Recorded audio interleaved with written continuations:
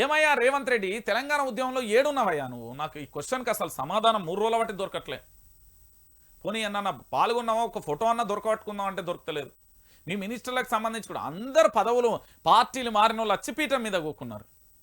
ఇలా కేసీఆర్ అనే వ్యక్తి వస్తున్నాడు కాబట్టి కేసీఆర్ మీద ఎట్లనైనా ఏం చేసైనా కుట్రలు చేయాలి. కేసీఆర్ కోసం ఎదురు చూస్తున్నారు వీళ్ళంతా. ఎందుకు ఎదురు చూస్తున్నారు?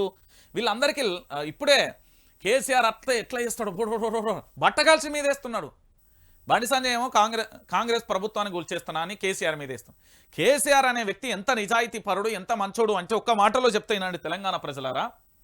అధికారంలో 39 సీట్లకు సంబంధించి పడిపోయిన తర్వాత ఎలక్షన్స్ డే పోలింగ్ రోజు ఆ పక్కనే కేటీఆర్ ఉంటాడు, ఈ పక్కనే హరీష్ రావు ఉంటాడు, ఇంకో పక్కన కవిత, బహుశా నాకు తెలిసి ఒక 30-40 మంది ఉన్నారట. అందులో ఒక పాత్రికేయ మిత్రుడు స్వయానా నాకు చెప్పిన మాట, ఆయన విన్నాడు చెవులతో. అంటే వాళ్ళ సలహాదారిగా ఉన్నాడో పిఆర్ఓ ఐ డోంట్ నో, నాకు తెలియదు అతను ఏందో.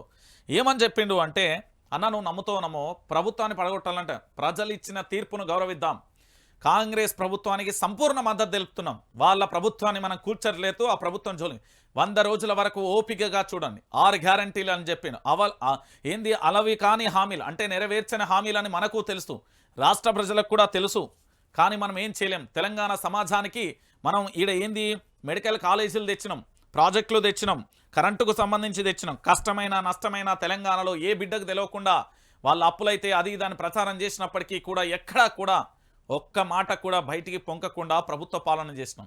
ఈరోజు వాళ్ళు ఏమని చెప్పిండంటే మార్పు అని కోరుకున్నారు. సరే తెలంగాణ ప్రజలు చూడని, ఆ మార్పు ఏందో చూడని, దాంట్లో తప్పే ఉంది, మార్పు ఏందో చూడని అని అన్నాడట. మీరు ప్రభుత్వం జోలికి వెళ్తే మాత్రం కన్న కొడుకు అల్లుడు బిడ్డ అని కూడా చూడను, సస్పెన్స్ రేట్ వేస్తా అని హెచ్చరించిండు. అది కేసీఆర్ యొక్క నీతి నిజాయితీ నిబద్ధత. ఇలాంటి కేసీఆర్ను పట్టుకొని ఏ ఇష్టం వచ్చినట్టు రేపు పొద్దుగాల ఒక్కొక్కడు పోటీ చేయడానికి రంగం సిద్ధం